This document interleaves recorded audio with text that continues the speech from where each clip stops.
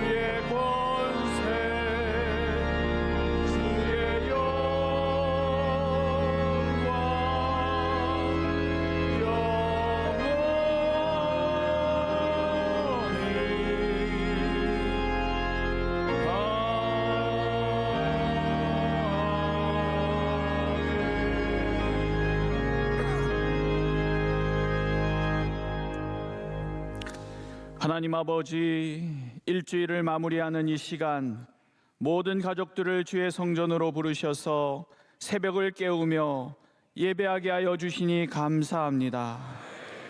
지난 한 주간을 돌아보며 주께서 함께 하심을 기억하고 연약하고 부족한 죄악을 용서함 받아 거룩한 주일을 통하여 은혜의 추수가 있게 하옵소서. 나라와 민족을 불쌍히 여겨 주옵시고 어지러운 정치와 경제를 붙잡아 주셔서 이 나라에게 주신 기적과 같은 축복과 발전의 기회를 잃어버리지 않게 하옵소서. 거룩하신 주님, 이 명성재단을 축복하옵소서. 7년을 하루같이 섬겨온 주의 재단에 엎드린 모든 주의 백성들이 그 은혜의 촛대를 놓치지 아니하고 다음 세대와 자녀들에게 물려주시게 하여 주옵시고, 그들의 기도가 땅에 떨어지지 아니하고 그대로 이루어지는 아브라함의 가문들이 되게 하옵소서. 원로 목사님과 담임 목사님의 사역에 축복하시며 모세와 여호수아 같은 영권을 허락하여 주옵소서. 오늘 세우신 주의 종의 말씀을 통하여 큰 축복의 시간이 될 줄로 믿고 예수 그리스도의 이름으로 기도하옵나이다. 아멘. 옆에 분과 인사하며 앉겠습니다. 너무 잘 오셨습니다.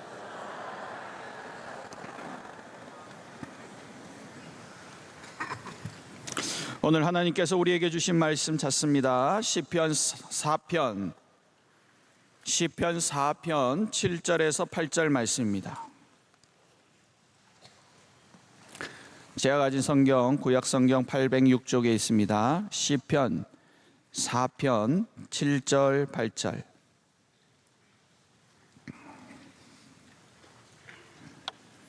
다 같이 한 목소리 읽습니다. 시작. 주께서 내 마음에 두신 기쁨은 그들의 곡식과 새 포도주가 풍성할 때보다 더하니이다. 내가 평안히 눕고 자기도 하리니 나를 안전히 살게 하시는 이는 오직 여호와이시니이다. 아멘. 오늘 귀한 종을 보내주셨습니다. 저희 교회에서 캄보디아로 파송한 김병규 선교사님께서 나오셔서 주께서 내 마음에 두신 기쁨이란 제의 말씀 주실 때 큰 은혜의 시간 될 줄로 믿습니다.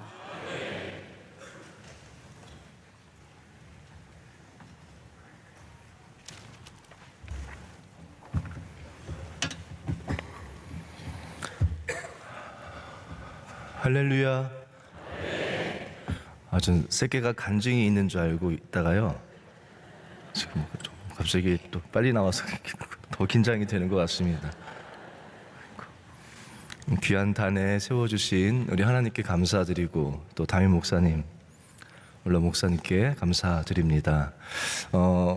단에 올라와서 기도하는데 작년에 제 아들이 했던 말이 기억이 났습니다. 작년 말에 담임 목사님이 청년대학부 설교를 가서 하라고 말씀하셨거든요. 제 아들한테 제가 목사님이 오늘 목사님 대신 나보고 설교하래 라고 말했더니 제 아들이 정말요? 아빠가 그렇게 대단한 사람이에요?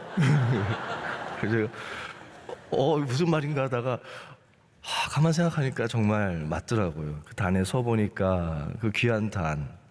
근데 오늘은 기도를 하는데 원로 목사님이 여기서 무릎 꿇고 기도하시면서 섬겼던 단인데 제가 거기 앉았다는 것 자체가 너무 두렵기도 하고 또 감사합니다. 부족한 종이지만 하나님께서 종을 통해서 또 은혜를 이 시간 주실 줄로 믿습니다. 어제 이제 저는 캄보디아에 간지 이제 1년 좀 넘었습니다.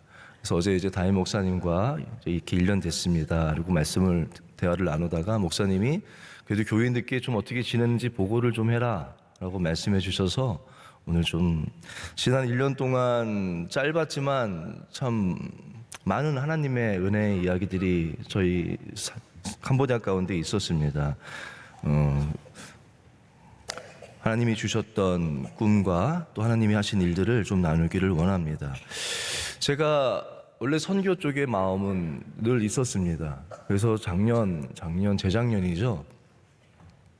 재작년에 목사님께 저 개인적으로는 사실은 이렇게 캄보디아나 이렇게 평생 선교사로 이렇게 할 생각은 아니었고 담임 목회를 나가기 전에 한 1년 정도 선교지를 좀 섬기고 준비하고 싶습니다라고 말씀을 드렸어요.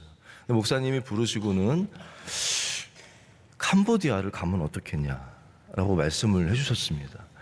캄보디아는 뭐 언어도 제가 전혀 준비가 안 됐고 다른 것은 그냥 1년 정도면 영어로 이렇게 하면서 지낼 수 있으니까 괜찮은데 생각해 본 적이 없어서 그 말씀을 듣고 이제 계속 기도를 했습니다. 기도하는 가운데 여러 상황은 못 갈 이유가 참 많았는데 하나님이 제 마음속에 주셨던 감동은 어떤 거였냐면 이렇게 말씀해 주셨었어요. 캄보디아에 나를 찬양하는 청년들이 있다.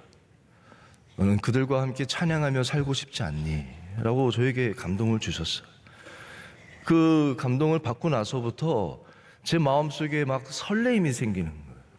기쁨이 생기고 설레임이 막 생기는 겁니다. 믿음은 바라는 것들의 실상이라고 하지 않습니까? 그런데 그 기쁨과 설렘이 있으니까 제 마음속에 어떤 마음이 들었냐면 제가 예전에 청년대학부를 처음 막 섬기고 담임 목사님과 함께 막 섬길 때는 정말 기쁨과 설레임으로 살았었거든요. 근데 어느 순간부터 그냥 제 목회 계획, 제 머리로 계획을 하고 제 마음속에 제 믿음에 바라는 것이 없더라고요. 그저 그냥 하나하나 지켜나가고 하나하나 이렇게 그냥 살아갈 때 제 믿음이 주로 사용되었지 무언가 하나님이 주시는 꿈과 설레임, 내 안에 막 바라는 것이 없었구나라는 마음이 들었습니다. 그래서 그 가운데 아내에게 이야기를 나눴고 아내가 그 말을 듣더니 그럼 가야겠네요 라고 아내도 이렇게 얘기를 해서 함께 캄보디아로 가게 됐습니다. 캄보디아에 가서 한 달 정도 캄보디아를 살펴보고 또 돌아와서 준비를 해서 한 5월 초에 캄보디아에 이제 정식적으로 나갔습니다. 캄보디아에는요 우리 청년들이 몇 명이 있습니다. 캄보디아 견습 선교로 1년 다녀왔던 친구들이 캄보디아를 향한 비전을 품고 그곳에서 사업을 하고 있습니다. 정말 고난도 많고 어려움도 많은 끝에 그곳에서 이제 사업을 조그맣게 하고 있는 청년들이 있었습니다. 그들과 함께 제가 예배하면서 하나님의 주신 마음을 그들과 함께 공유했어요. 나에게 이런 비전이 있다. 나에게 이런 꿈이 있다. 이 땅의 캄보디아 청년들하고 함께 찬양하면서 그 찬양 집회를 통해서 받은 은혜와 에너지로 캄보디아 여러 지역에 다니면서 복음을 전하고 싶은 그런 마음이 있다라고 함께 나눴습니다. 그리고 이제 같이 지내는데 그 사업을 하는 청년이 사업장에 와서 예배를 드려달라고 합니다. 가서 예배를 드리고 함께 이야기를 나누는데 청년이 저에게 하는 말이 목사님 이제 3년 돼서 요 사업장이 이제 좀 안정이 됐는데 아주 조그만 사업장이에요. 아주 정말 작은 곳에 있었거든요. 사업장을 옮기고 싶습니다라고 이야기를 하는 거예요. 내가 욕심내지 마라. 여기 이제 하나님이 이렇게 좋은 곳에 보내주셨는데 왜 그러냐라고 했더니 목사님이 좀 함께 가보셔서 목사님이 보시고 결정해 주세요라고 이야기를 하더라고요. 제가 가봤습니다. 갔더니 폐 공장입니다. 공장 큰 단지였는데 코로나로 인해서 다 문 닫아버리고 아무도 뭐 하지 않는 그냥 폐 공장 단지의 한 건물입니다. 먼지가 수북히 쌓여 있고요. 왜 여기를 왜 왔니? 라고 했더니 그 청년이 이렇게 말합니다. 목사님이 청년들과 함께 찬양하고 싶다는 꿈을 이야기하셨을 때 저희 마음도 설렜습니다. 근데 목사님, 저희 교회, 캄보디아 저희 교회가 있는 센터는요, 푸놈펜이 캄보디아의 서울이거든요, 수도거든요. 근데 저희는 푸놈펜은 아니고 푸놈펜 바로 밑에 있는, 그러니까 지금 우리로 보면은 하남 같은 위치에 있는 곳입니다. 저에게 이렇게 말합니다. 목사님, 근데 따끄마오에서 집회를 하면 청년들이 못 와요. 푸놈펜에서 모여야 청년들이 모일 수 있습니다. 이곳에서 사업을 하면서 주일에는 문을 안 여니까 이곳에서 주일에 청년들과 모이면 어떻겠냐라고 저에게 얘기를 하는 거예요. 그 말을 듣는데 제 마음이 참 기뻤어요. 감동이 되더라고요. 아, 주의 종이 말한 그 꿈을 우리 성도들이 이렇게 믿음으로 받아서 함께 꿈꾸고 있구나. 함께 이렇게 삶의 자리에서 꿈꾸고 있구나라는 것이 너무 기뻤습니다. 그래서 제가 함께 무릎 꿇자. 그 먼지 가운데 저희가 함께 무릎 꿇고 이곳에서 예배하는 곳이 되게 해달라고 기도하고 진행을 했습니다. 근데 알고 봤더니 먼저 담임 목사님께서 그 청년들에게 또 새로운 곳을 한번 찾아봐라. 또 새로운 것들을 한번 기도하면서 알아보라라고 얘기를 해주셨더라고요. 그래서 그곳을 목사님께 보고를 드렸고 목사님이 잘 해봐라 라고 하셔서 청년대학부를 통해서 지원해 주셔가지고 그곳의 카페, 절반은 스튜디오고요, 절반은 카페를 이렇게 준비하게 됐습니다. 프놈펜에 있지만 폐 공장 단지라서요, 거기가 지역적으로는 카페 하기는 제 눈에는 정말 아닌 것 같아 보여요. 왜냐면 길가에 있는 것이 큰 길가에 있는 것이 아니라 이렇게 들어가야 공장 안에 있는 거거든요. 근데 이거를 사람들이 올까라는 생각을 하는데, 그래도 마음 가운데 든 것은 그 공장이잖아요. 근데 캄보디아가 카페가 많습니다. 카페가 많은데 다 그냥 예쁘고 그런 카페지, 이렇게 창고형으로 공장같이 큰 창고에 천장도 높고 큰 이런 카페는 없거든요. 근데 저희는 한국에서 본 것이 있지 않습니까? 한국은 그런 카페들이 많잖아요. 테라로사부터 해서 막 많잖아요. 그러니까 우리는 이게 본다는 것이, 비전이라는 것이 굉장히 중요한 거예요. 저희는 한국에서 그걸 봤지 않습니까? 그러니까 된다. 될 수 있다. 여기 사람들은 다 오토바이가 있으니까 그래도 이게 될 거다라고 생각을 하고 기도하면서 준비를 했습니다. 컨셉은 이제 빈티지예요. 왜냐면 진짜 돈이 없어서. 그러니까 진짜 돈이 우리 교회에서 잘 보내주셨지만 너무 크니까 그거를 꾸미자면 뭐 어림도 없더라고요. 그래서 컨셉은 진짜 공장 그대로 살려가지고 이렇게 정말 빈티지입니다. 근데 캄보디아에서는 이게 먹히는 거예요. 처음 보는 스타일이니까. 저희가 정말 두려웠거든요. 준비하면서도 저도 된다 말은 이렇게 했지만 제 마음속에 늘 두려움, 이게 될까? 목사님이 후원해 주시고 우리 명성교회가 후원한 헌금으로 하는데 이게 망하면 어떻게 되는 건가, 막 늘 두렵고 오가면서 막 기도를 했는데, 오픈을 했는데요, 그 캄보디아의 유명한 유튜버가 있습니다. 유튜버가 오게 된 거예요. 그 보더니 사진을 찍어서 올립니다.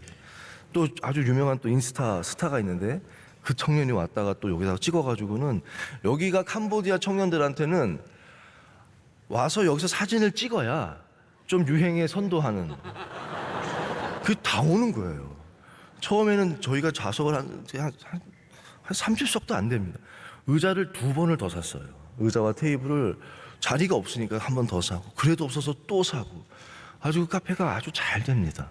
너무 감사하게 잘 운영이 되고 있고, 그곳에서 십자가를 걸고 너희는 세상의 빛이라 라는 성경 구절 하고 복음 이렇게 쭉 이렇게 보여주면서 우리가 카페를 하고 있습니다. 카페는 이렇게 잘 되고 있는데, 제가 생각했던 찬양 집회, 그것을 계속 기도하는데 제 마음속에 계속해서 이게 감동이 없는 거예요. 이곳에서 예배 드리는 것이 감동이 없는 거예요.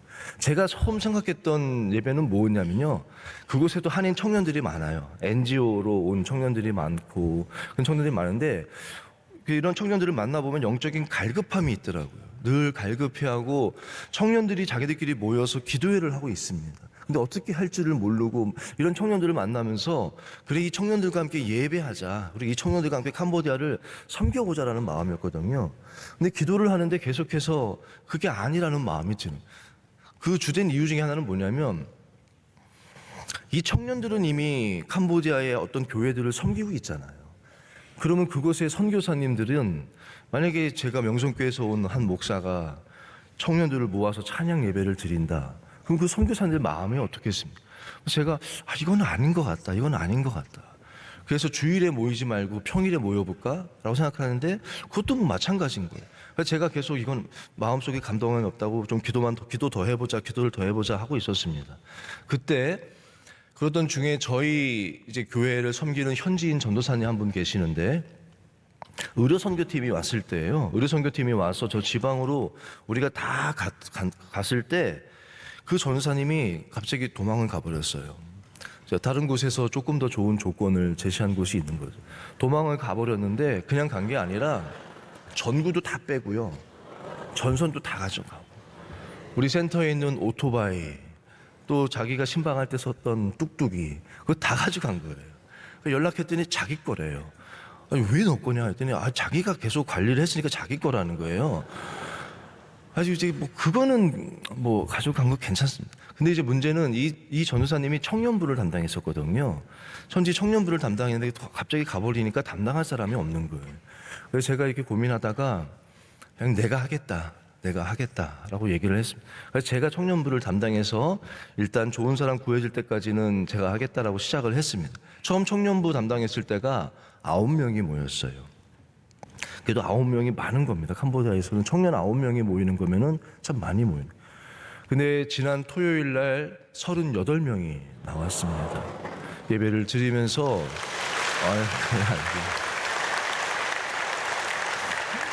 예배를 드리면서 청년들이 점점 뜨거워지고 기도를 하는데 한 5주 차쯤 됐을까요? 청년들이 함께 찬양을 하는데요, 정말로 성령의 충만함을 제가 느낀 거예요. 그러면서 하나님이 저에게 깨닫게 하신 것이, 한인들이 아니라 하나님이 말씀하신 캄보디아의 나를 찬양하는 청년들이 있다가 이들이었구나. 그러면서 캄보디아 청년들을 위한 찬양 집회를 해야겠다라는 마음을 주셨습니다. 그리고 그때부터 매월 목요일마다 기도로 준비하기 시작했습니다. 목요일마다 지금 4개월째 그곳에 가서 기도로 이곳에서 캄보디아 청년들을 찬양으로 깨우는 집회를 할 수 있게 해달라고 기도로 이제 준비하고, 지난 목요일까지 이제 4달 동안 기도회로 준비를 하고 있고, 드디어 이제 6월 달에 그 찬양 집회를 처음으로 시작하게 됩니다. 담임 목사님이 그때쯤 막 오셨었어요. 막 처음 그 청년부 시작할 때쯤 오셔가지고 저희 센터에 방문하시고, 저희 집 앞에다가 제가 그때 나무를 2그루 심었었거든요, 과일 나무를. 그걸 이렇게 보시면서 거기에 잘 자라고 있었어요. 목사님 보시면서 하셨던 말씀이, 그래, 여긴 심으면 잘한다. 그러면서 뭐든지 잘 해봐, 심어봐, 믿음으로 해봐. 그 말이 저에게 참, 청년부 막 심란할 때인데 이제 막 심었는데 목사님이 심으면 잘한다 이러시는 거예요. 그래서 제가 그 말씀 붙잡고 하나하나씩 하고 있는데 드디어 이제 6월 달에 첫 시작을 하게 된 거예요. 근데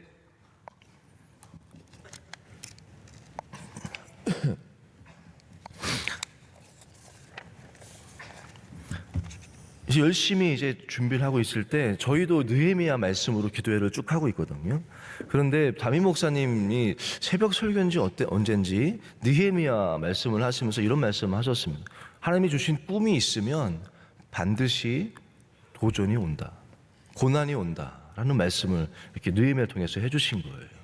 제가 그 말씀을 듣고 저도 그때쯤 느헤미야의 그 부분을 함께 나누고 있었거든요. 그래서 우리가 영적인 싸움 아니냐, 영적인 도전이 있을 거다. 우리가 깨어 기도해야 되고 막 그런 설교를 이렇게 얘기를 함께 나누고 있었는데요. 제가 찬양 집회를 찬양으로 캄보디아의 청년들을 깨우자라고 선포하고 함께 기도하면서 준비했지만 사실 그때까지 제가 생각했던 찬양 집회는 우리 명성교회에서 제가 섬겼었던 샤인 지저스 찬양 페스티벌, 비전 페스티벌, 그러니까 찬양 페스티벌이었어요. 함께 모여서 막 찬양하고 얼마나 즐거울까, 얼마나 기쁠까 그런 마음이었는데 영적으로는 사실은 이것은 선교지였잖아요. 제가 선포했던 것은 사탄에게는 선전포고를 한 거나 마찬가지 아니겠습니까? 그때부터 영적인 도전과 어려움들이 계속해서 오는 거예요. 그 가운데 하나가 한 청년이 자살을 했습니다. 그 청년은 이름도 다윗이에요. 그리고 찬양하면은 우리 교회 성도들은 이 청년이 떠올라요. 얼마나 기쁘게 정말 찬양할 때 보면 다윗 같아요. 제일 앞에서 너무 즐겁게 찬양하고 어떤 팀이 특순하는 걸 봤는데 이 팀 왜 이렇게 여기서 잘하는 팀 보면은 100%입니다. 이 청년이 지도하는 찬양이에요.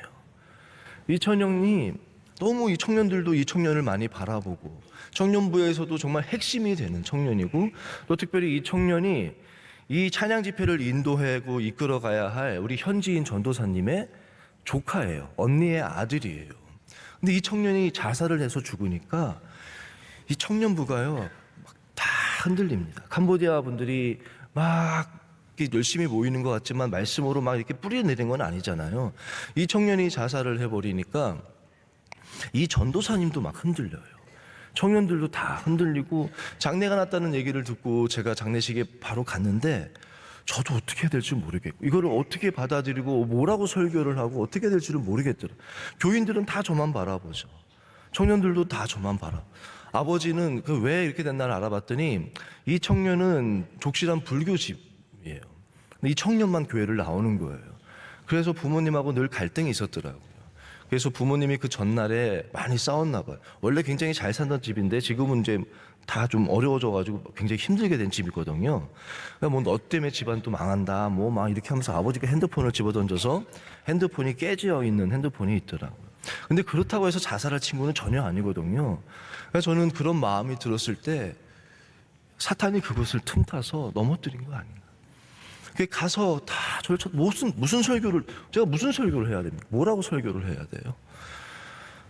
그냥 하나님 말씀을 전하고 저희 교회에서 배운 거 있지 않습니까? 그런 어려운 집 가서는 어떻게 하라? 그냥 옆에 있으라고. 뭐 말할 것도 없고 같이 울어주고 같이 있어주라는 말씀. 그래서 예배를 드리고 옆에 계속 있었습니다. 앉아서 계속 가만히 있는데 무슨 말을 해야 될지도 모르겠고 가만히 한참을 있었습니다. 근데 그 동네 이제 이장분이겠죠, 우리로 치면. 그분이 잘 도와준다는 마음으로 천막을 쳐주시고는 거긴 불교 국가잖아요. 거긴 장례가 나면 불교 음악을 한 3일 정도 계속 틀거든요. 불교 음악을 이렇게 틀어놓은 거예요. 크게 틀어놓은 거예요. 제 마음이 너무 속상한 거예요. 찬양을 그렇게 좋아했고 찬양하면 그렇게 하나님 찬양을 기뻐했던 우리 다윗이 죽었는데 가는 길에 이 불교 찬양이 계속 나오니까 제 마음이 너무 속상해서 너무 감사한데 이 찬양을 좀 꺼주면 안 되겠냐. 그래서 이 찬양 소리를 줄였습니다. 줄이고 제가 앉아가지고는 저라도 찬양을 부르고 싶었습니다. 그래서 찬양을 이렇게 한 곡 고르다가 제가 어떤 찬양을 불러야 될지도 모르겠다. 이 찬양을 봐도 가사가 안 맞고 다 안 맞는 거예요. 근데 그런 가운데 예전에 담임 목사님이 어려운 장례가 있었는데 그때 불렀던 찬양이 어려운 일 당할 때 나의 믿음 작으나 세월 지나갈수록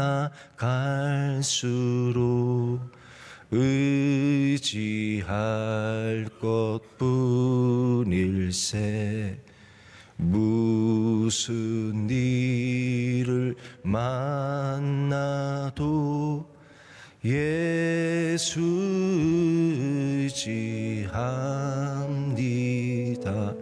이 찬양이 그 찬양을 계속 불렀어요. 1시간.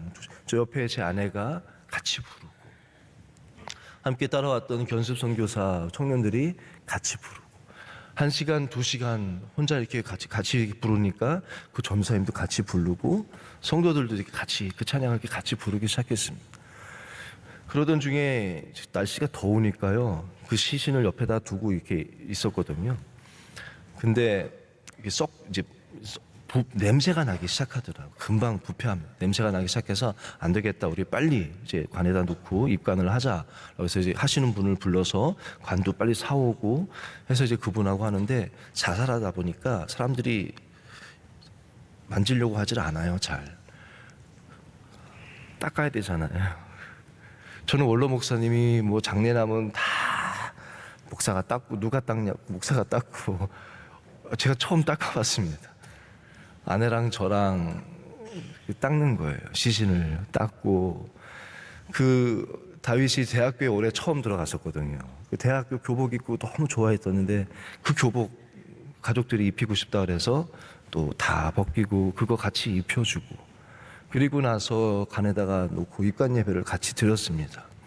같이 드릴 때쯤 그러니까 이제 아버지는요. 그 죄책감에서인지 아버지는 아예 뭐 또 불교 신자니까 예배 때 오지 않고 저 집안 구석에 혼자 그냥 계속 땅만 바라보고 계시고 어머니는 그 소식을 듣고 쓰러지셔가지고 바로 병원에 갔었거든요. 동생도 여동생도 있는데 장례식장에 처음에 있다가 조금 시간 지나니까 실신해가지고 또 병원에 실려갔었고 그 학교 선생님이거든요. 이 다빗이 저희가 세운 학교의 선생님이었는데 학교에 출근을 안 하니까 학교 교사 2명을 보냈었는데 이 청년이 목을 매달아서 죽었거든요. 여자 둘인데 이 여자의 둘이 그걸 처음 봤으니까 그 둘이 내려가지고 얼마나 놀랐겠습니까? 이 둘도 막 정신 못 차리고 사실은 막 그런 상황이었는데 그래도 입관을 하고 같이 또 찬양하면서 이렇게 그 찬양 가사를 좀 나누면서 예배를 드렸습니다. 그렇게 하나하나 하는데 예배 드리는데 어머니가 오셨어요. 어머니가 오시자마자 아버지를 이렇게 치시는 거예요. 왜 그랬냐고 그런 거겠죠. 그러면서 어머니가 계속 우시는 거예요.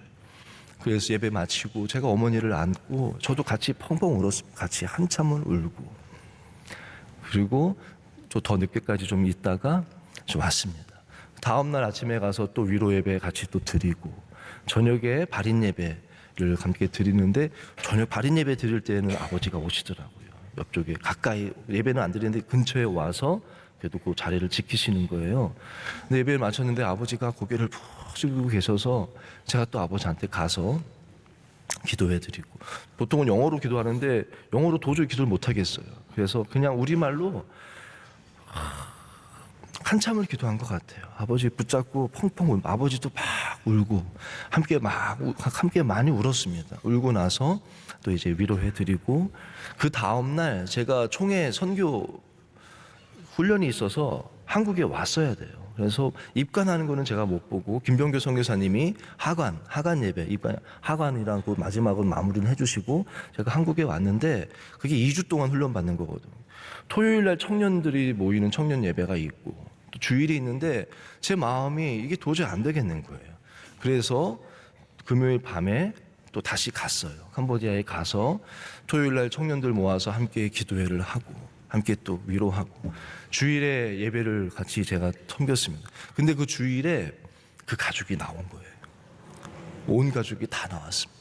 그래서 저는 그냥 감사 인사할 겸 오셨나 보다. 그리고 이제 인사를 나누고 교인들도 가시는 분들 인사를 다 하는데 교인들 다 갈 때까지도 안 가시고 남아 계신 거예요. 그러면서 그 가족이 저에게 찾아와서 얘기를 하는데 그 아버지가 이렇게 얘기를 했어요. 부처가 시키는 대로 다 했습니다. 정말 하라는 건 다 했습니다. 가짜입니다. 아무것도 없습니다. 저 이제 하나님의 자녀로 살고 싶다고 얘기합니다. 그러면서 그건 아니. 독실한 불교 신자는 여기다가 빨간 줄로 된 걸 매요. 그걸 평생 매고 근데 저에게 가위를 가져와서 목사님 이걸 끊어달라. 자기는 두려워서 끊지는 못하겠대요. 대신 끊어달라는. 제가 무릎 꿇고 기도해주고 그걸 가위로 끊었어요. 그 뒤로 이 가정이 잘 나와요. 주일 예배, 주일 저녁 예배, 수요 예배 다 나옵니다. 그 주 저녁 예배 후에 또 와서 그 아들 방에서 예배를 또 들어달라. 그 친척들이랑 좀 친척들이 두려워한대요. 이제 그 귀신 막 이런 것 때문에 그 아들 방에서 예배를 들어달라 해서 가서 예배를 이렇게 드리는데 제가 섰는데 서고 보니까 그 자리예요. 근데 그 아버지가 그때는 제 옆에 와가지고는 무릎 꿇고 예배를 드리는 거예요. 그래서 제가 아버지 이야기 또 나누고, 청년들이 또 다 모였거든요. 청년들도 이 가정의 모습을 보면서 위로받고, 그거보다 더 큰 위로가 제가 아무리 무슨 말로 한들 위로가 되겠습니까? 이 가정의 모습을 보면서 청년들도 위로받고 교인들도 위로를 받고 함께 거기서 뜨겁게 또 기도하고 예배드렸어요. 그리고 더 좀 우리 교회가 단단해지고요. 이분이 그리고 나서 나중에 저를 이제 초대한 게 아니라 이제 한 달 되었을 때쯤에 이 다윗이 이제 한 달 이제 중간에 이렇게 사고가 있었으니까 교사 월급이 이제 있잖아요. 한 주 나왔었지만 저랑 아내가 그달 월급을 가지고 그 집에 또 찾아갔어요. 그걸 전달해 드리려고 이제 찾아갔는데 가서 또 예배를 드리는데 굉장히 밝아졌습니다. 밝아졌는데 함께 막 얘기를 하는데 음식을 이렇게 주시는데요. 이 가정에 준비한 건 아닌데 그 손님이 그 친척분들이 다 오셨거든요. 친척분들이 저한테 무슨 음식을 주냐면 귀뚜라미 튀긴 거, 뭐 이렇게 통통한 거 있어요. 아주 그게 거기선 비싸요. 뭐 벌레 튀긴 거, 뭐 벌레 튀긴 것들이 좀 다 그런 것들을 이렇게 꺼내놓은 거예요. 그리고 이제 청년 중에 한 명은 내가 어떻게 하나 보려고 핸드폰 꺼내가지고 이렇게 쥐 거예요, 저를. 근데 참 감사한 것은 저는 뭐 선교사니까 이거를 먹어야 된다 해서 먹은 게 아니라 저는 원래 메뚜기 잘 먹고요. 군대에 있을 때 메뚜기 잡아서 튀겨 먹고 거 먹고 뭐 개구리 거 먹고 원래 그냥 잘 먹습니다. 뭐 메뚜기나 귀뚜라미나 뭐 벌레나 뭐 비슷하잖아요. 그래서 나 이거 좋아한다 그러고 막 먹었어요. 많이 먹었어요. 그랬더니 아버지가 할렐루야 이러는 거예요. 제가 깜짝 놀라가지고 저도 할렐루야 그리고 막 그 온 가족 제가 할렐루야 막 같이 막 할렐루야를 했어요. 근데 그 아버지가 뭐라고 하냐면 처음 봤다고. 한국 사람 가운데 이거를 먹는 분은 처음 봤대요. 그래서 너무 고마워하시더라고요. 근데 그걸 다 먹고 나니까요 치킨을 갖고 와요. 김치를 가져오시고 밥, 그러니까 다 준비해놨어요 한국식으로. 그러면 한국 음식을 주고 이것도 드실 수 있냐라고 해야 되잖아요. 근데 이걸 먼저 주고. 근데 이제 느낀 거는 그분들이 봐요. 저를 봅니다. 장례식 과정을 다 보고. 그 전도사님 한 분이 인스타에다가 제가 우리 장례식 사진이랑 다 올리고는 밑에 글을 이렇게 썼어요. 우리 데이빗의 장례식에서 도와주셔서 우리 가족과 저는 정말 감사해요. 우리는 당신의 사랑을 얻었고 당신의 마음을 보았습니다. 우리는 당신과 당신의 아내로부터 위로를 받았습니다. 당신이 있다는 것은 축복입니다. 당신이 여기 없다면 나는 무엇을 해야 할지, 어떻게 이 상황을 감당해야 할지 모르겠습니다. 그러나 하나님은 다윗과 우리 가족을 너무 사랑하셔서 당신을 여기로 보내셨습니다. 당신의 설교는 우리의 어두운 밤에 우리를 위로했습니다. 목사님, 정말로 감사합니다. 이렇게 글을 이렇게 올렸더라고요. 이 일을 통해서 우리 교회 교인들이 저를 좀 이제 목사로 받아주시는 것 같아요. 말도 못하지 제가 뭘 하겠습니까? 뭐 지금도 말 잘 못하거든요. 근데 그 성도들이 저를 보면 이제는 반가워해 주시고 뭐 바나나도 따다 주시고 뭐 망고도 갖다 주시고 이렇게 음식도 갖다 주기 시작해요. 그래서 우리 교회는 이제 더 단단해지고 더 이렇게 하게 된 것 같아요. 여러 가지 하나님의 은혜가 참 많아요. 축구 교실도 하나님이 정말 은혜로 시작하게 되었고 교회가 매주 새 가족이 2명, 3명이 옵니다. 매주 와요. 매주 오고 특별히 청년들이 오고 젊은 부부들이, 젊은 가정들이 아이들이 많아졌어요. 너무나 감사한 것들이 참 많고 여러 가지 교인들이 참 행복해합니다. 여러 가지 교회에서 바자회도 처음 해보고 이분들은 늘 받기만 했는데 처음으로 무언가 저희 교회 성도분들이 옷을 모아서 보내주셨어요. 근데 옷을 보내주셨는데 이 옷을 어떻게 나눠줘요 제가? 이거를 뭐 나갈 때 하나씩 줄 수도 없고 사이즈도 있고 이게 다 다르잖아요. 이걸 어떻게 하나 하다가 제가 생각한 게 이걸 팔되 우리 돈으로 치면은 뭐 한 300원, 뭐 500원 이렇게 그냥 파는 겁니다. 가지고 이걸 팔자. 그리고 이 수익으로 더 어려운 가정을 돕자. 그래서 성탄절 앞두고 바자회를 처음으로 해봤습니다. 그것도 이런 일을 하면 교회 직원들이랑 교육자들이 다 하는데 제가 우리가 하지 말자. 성도들이 하게 하자. 그래서 젊은 가정들, 뭐 성도님들한테 제가 이렇게 우리 교회 있잖아요. 위원장, 뭐 분과 이래가지고 거기 처음 해본 거예요. 이제 바자회 위원장, 뭐 무슨 분과, 뭐 식당 분과 막 이래가지고 쫙 세워가지고 섬기게 했더니 얼마나 열심히 하는지 몰라요. 그리고 음식도 만들어서 팔고 옷도 팔고 저도 페스터 코너 해가지고 저희 집에 거 막 내놓고 너무너무 정말 행복해했습니다. 그리고 끝나고 나서 성도들이 뭐라고 하냐면요, 목사님 정말 행복했다고. 그래서 뭐라고 하냐면 이제 이 교회가 내 교회 같다. 제가 깨달은 게 뭐냐면 교회 나와서 예배드리고 그냥 가고 이게 내 교회가 아니라 이분들이 처음 섬겨본 거예요. 봉사를 해보고 교회에서 교회를 섬겨보니까 이게 내 교회 같다고 하시더라고요. 그러면서 자기들이 조그만 돈일지 몰라도 이걸로 누군가를 도운 거잖아요. 더 어려운 사람을 도운 거에서 섬김의 기쁨을 누리면서 목사님 이제 이 교회가 내 교회 같아요 라고 고백을 하더라고요. 이번 부활절 때 한 번 또 했습니다. 이번에는요, 전에는 해도 식당을 하면 음식을 하면은 음식에 필요한 돈을 저희가 다 주고 그거 판 돈을 이렇게 한 거예요. 근데 이번에는 이렇게 했는데 세 가정이 돈을 안 받겠다는 거예요. 자기가 음식값이랑 재료비를 다 내겠다는 거예요. 어떤 가정은 조금 우리 교회 중에서도 좀 그래도 경제적으로 괜찮은 가정은 자기도 내겠다. 거기 자기도 물품을 막 내가지고 바자회를 하고 하나씩 교인들이 교회를 섬기는 게 뭔지를 알고 그때부터는 모여서 함께 3명씩 손잡고 기도하고 하나씩 손 다 잡고 기도하자 그러고 서로 위로하고 격려하는 것들을 배워가고 있습니다. 근데 여전히 어려움은 참 많아요. 두려움도 많고. 사실 지금 뭐 이렇게 얘기하니까 여러분들 막 좋아하시지만 저는 이제 목사님이 그냥 전화라고 해서 하긴 하지만 이제 시작도 아직 안 했거든요. 어떻게 될지도 모르겠고 두려운 마음이 큽니다. 6월 27일이 첫 번째 전도 집회가 시작하는 날이에요. 저희가 영적인 선전포고를 했고 첫 번째 전투가 6월 27일 목요일 날 집회입니다. 참 감사한 것은 사실은 어떤 다른 우리 한국의 큰 교회 두 곳에서요 연락이 왔었어요. 캄보디아에서 찬양 집회를 하고 싶은데 장소가 마땅한 게 없으니까 저희 그 카페 이름은 뭐냐면 스테이블이에요. 우리 청년들이 처음 오면서 지었던 이름인데 스테이블의 뜻은 마구간입니다. 무엇인지 아시겠습니까? 원로 목사님이 전에 한번 이런 얘기 하신 적이 있어요. 내가 다시 교회를 개척한다면 그 교회 이름은 마구간 교회로 짓고 싶다. 그래서 마구간 옛날에 마구간 음악회 있었잖아요.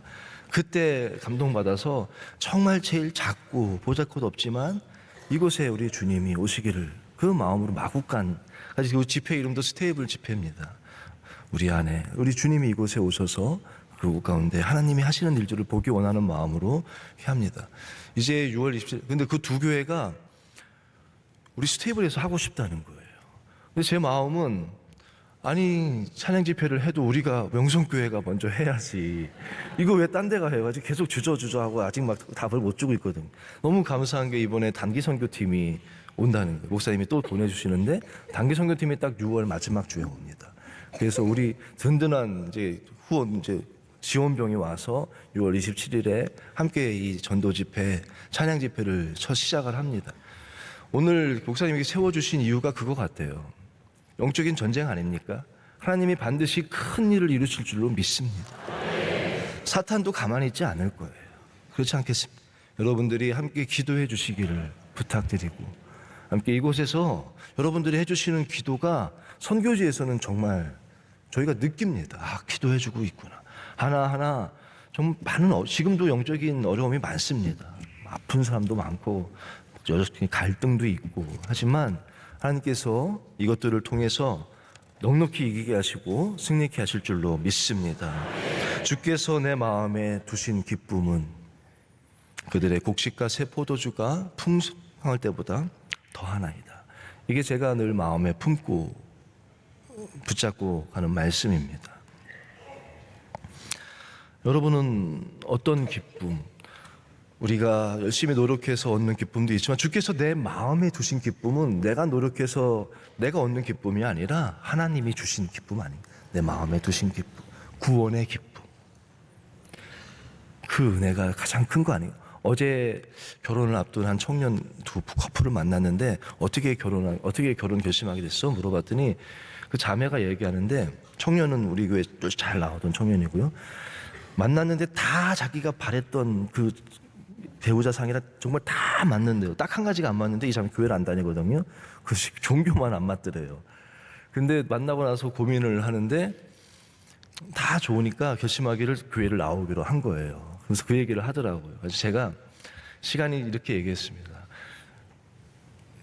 시간이 조금 더 지나면, 지금은 교회 우리 교회에서 세례도 받고 아주 뭐 교회 나오는 게 너무 좋다고 하더라고요. 시간이 지나면 요거 한 가지 안 맞았다고 하지만 딱 한 가지라는데 이 딱 한 가지 안에 다 있는 거야. 이 청년 이것 좋고 이게 좋고 이거 좋고 이거는 중요한 게 아니고 요 한 가지, 이 청년을 통해서 이 한 가지 예수 그리스도를 만나게 됐다는 것, 그게 너가 나중에 제일 큰 감사라고. 왜냐면 그 안에 다 있는 거 아니겠습니까? 곡식과 새 포도주가 넘침도 좋지만 나를 구원해 주신 하나님의 은혜, 그 안에 모든 것이 있는 거 아니겠습니까? 또 한 가지는 주께서 내 마음에 두신 기쁨은, 나 같은 자를 자녀 삼아 주신 것도 너무 감사한데, 느헤미야 말씀에 이런 말씀이 2장 12절, 내 하나님께서 예루살렘을 위해 무엇을 할 것인지 내 마음에 주신 것을. 하나님이 주신 이 기쁨은 또 어떤 기쁨이냐면, 하나님이 어떠한 일을 하실지 내 마음에 보여주시고 꿈을 주시는 기쁨.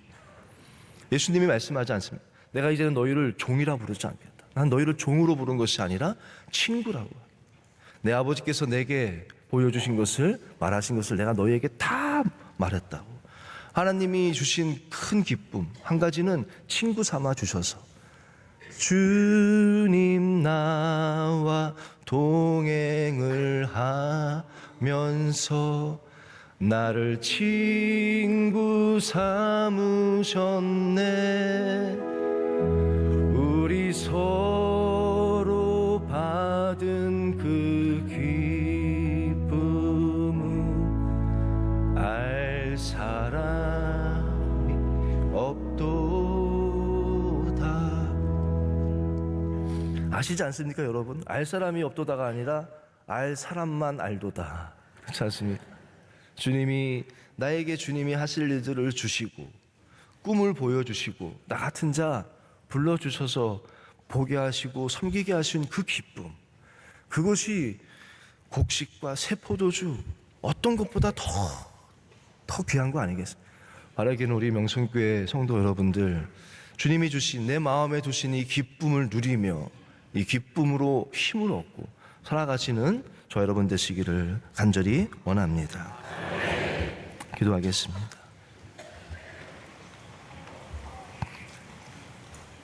하나님,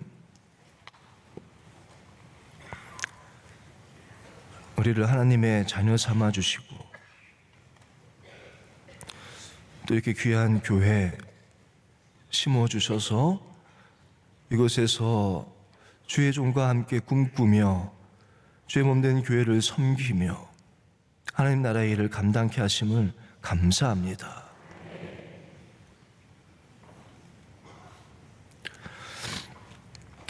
함께 주께서 하신 일들을 나눴습니다. 하나님이 하십니다. 하나님의 선교도, 우리의 삶도 하나님이 우리의 주인 되시고 하나님이 모든 것을 하십니다. 성령님, 우리를 인도하여 주시옵소서.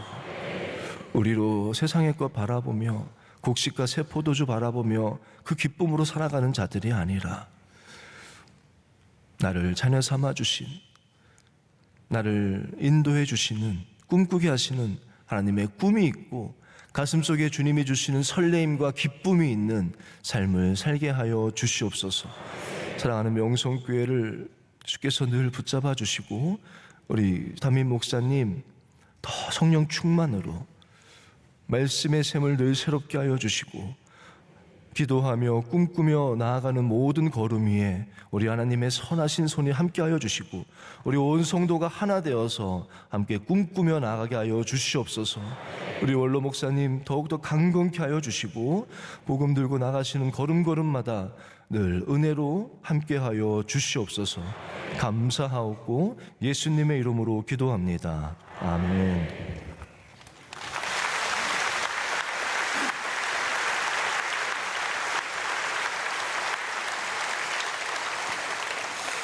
네, 저희 교회에 많은 선교지가 있지만은 특별히 저희 교회에서 파송한 캄보디아는 많은 교인들이 기도하고 계시고요. 특별히 김병기 목사님, 여러분 잘 아시다시피 몇 년 전만 해도 굉장히 몸이 아프셨고 큰 수술도 하셨는데 귀한 하나님의 부르심을 받들어서 캄보디아로 가서 정말 가장 귀한 시간을 하나님께 드리고 있습니다. 우리의 기도가 아니면은 영적 전쟁이 얼마나 강한지 모릅니다. 여러분 기억하시고 기도해 주시고 우리 목사님과 또 사모님과 또 모든 주의 교인들이 그 영적 전쟁에서 승리하도록 우리 응원하고 또 격려의 박수 한번 다시 드리겠습니다.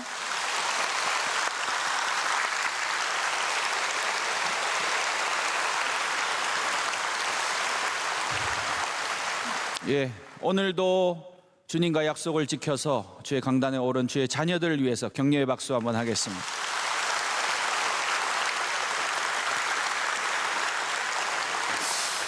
마지막 찬양 부르겠습니다. 비 준비하시니.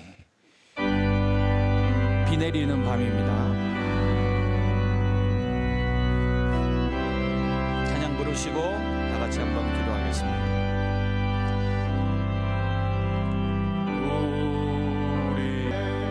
다 같이 한번 기도하겠습니다. 교회를 위해서 기도해 주시고 특별히 선교지에 나가 있는 모든 선교사님들을 위해서 우리 캄보디아를 위해서 영적 전쟁에서 끝까지 승리하고 주의 몸된 교회를 지켜달라고 우리 목사님과 사모님과 가족들을 지켜달라고 위해서 기도해 주시고 두 분의 목사님, 원로 목사님, 담임 목사님 위해서 기도해 주시고 예루살렘을 위해 평화를 구하라 하셨으니 이 예루살렘 이스라엘 땅에 있는 모든 전쟁이 그치게 해달라고 우리 주여 세 번을 주고 간절히 기도하고 목사님 나오셔서 축도하심으로 예배 마치겠습니다. 주여 주여 주여. 하나님 아버지 감사합니다. 오늘도 주를 찬양합니다. 내 마음에 주신 거룩한 감사와 찬양과 은혜와 축복이 넘치는 이 새벽에 하나님 주의 종을 보내어 주시고 말씀 주시고 하나님 그 땅에 우리의 기회에 하나님 기이한 기도의 응답으로 하나님 거룩한 영적 전쟁을 선포하고 시작하며 많은 주의 백성들을 모으시고 예루살렘으로 이스라엘으로 하나님 세우신 거룩한 성전을 세워주셔서 예배하게 하시고 찬양하게 하시고 기도하게 하시고 거룩한 제단을 통하여 그 땅을 고치시며 거룩한 나라 거룩한 땅이라 부르셨사오니 주여 하나님의 종들을 불러주시고 예정하신 거룩한 백성을 불러주셔서 그 땅에서 하나님 뿌리려 하신 거룩한 씨앗들이 자라서 열매 맺게 하여 주시며 30배 60배 100배의 결실을 맺을 수 있도록 주여 역사하여 주옵소서. 우상을 해파하게 하시고 하나님 모든 저주의 세력들이 떠나가게 하시고 하나님의 거룩한 능력의 역사가 그 땅에 하나님 아버지 젊은이들과 어린이들과 모든 백성들을 고치는 놀라운 역사가 있게 하여 주옵소서.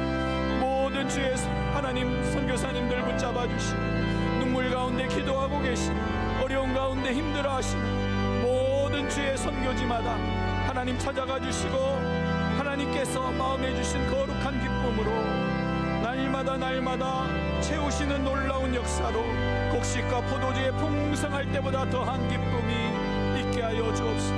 우리 원로 목사님, 담임 목사님 지켜주시고 인도하시고 하나님 주의 몸된 교회가 더욱 든든히 세워져 나아갈 수 있도록 주의 역사하여 주옵시고 이스라엘 땅에 있는 전쟁이 속히 그치고 하나님 러시아에 있는 모든 전쟁의 세력들이 다 물러갈 수 있도록 주여 도와주옵소서. 믿습니다. 오늘도 주의 강단에 오른 모든 주의 자녀들만이 머리마다 하나님 안수하여 주시고 축복하여 주시고 그의 모든 길을 인도하여 주옵소서.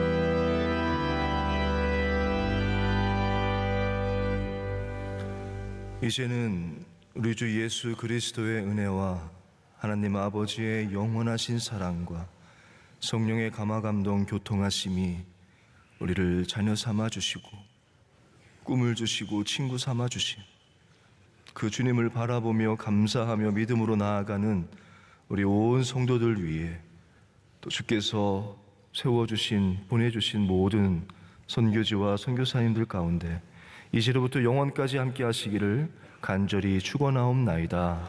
아멘.